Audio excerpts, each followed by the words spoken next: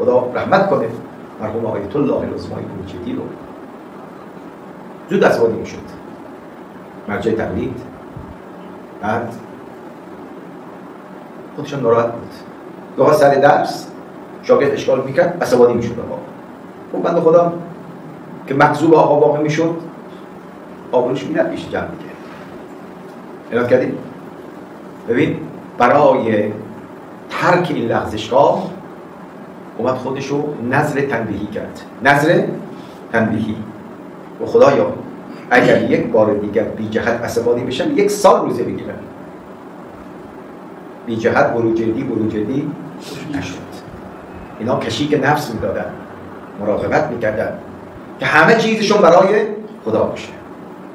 گفت مدت‌ها گذشت، یه روزی یه سید جوان درسش بود، آقا انقلب اشکال بفرمون، اشکال رو مطرح کرد. آقا جواب داد، سید قبول نکرد. 2 باره 3 باره، 1 مرتبه آقا عصبانی شد، دادی واسش کشید که ساکت شد. اون بنده خدا میگه سکوت کرد. درس که تمام شد، یه انقلاب روحی در مرحوم آیت الله العظمی بروجردی بود. خودش به خودش نهیب زد. تو چه حد داشتی آبروی این سید جوان رو تو جمع ببری، به داد سرش بکشی؟ خادمش میگه رفتیم منزل، آقا به من گفت که آدرس این طلبه جوان رو پیدا کن. آدرس رو پیدا کردم. گفت نماز مغرب عشا رو خوندیم. اون موقع ماشین نبود، درشکه بوده. آقا کجا؟ گفت میخوایم برم خونه همین طلبه. آقا شما یه مرجع تقلید برای چی؟ و میخوام برم ازش طلب رضایت میدم، منو عفو کنه، من امروز به این طلبه جوان برای بد اخلاقی کردم، دلشو شکندم. آقا چرا شما برید نماینده بفرست؟ گفت نه من خودم باید برم. این کشتن نفسه، دقیقاً مهار کردن نفسه، خودم باید برم.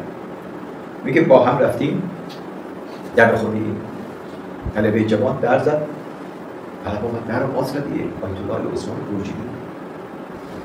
آقا سلام کرد، آقا شما اینجا؟ من امروز تو بد کردم، به تندی کردم، آبرو تو جمع رفت، گفتم اومدم ازت حلالیت بدم. طلبم با معرفت بکنم این حرفا چیه؟ تو جای پدر هستید، استاد جای پدره، من ناراحت نشدم. گفت نه تا نگی من از اینجا نمیرم. چی؟ بگو من تو رو بخشیدم، من تو رو از شاگردش اقرار گرفت برای بخشش. بعد آیه بروجردی آرام شد، اما این نفس را نه هنوز آرام نکرده. گفت بروجردی تو خلاف اون نظم عمل کردی. 1 سال این پیرمرد روزه گرفت. بله چرا؟ لغزید تو بحث اخلاق.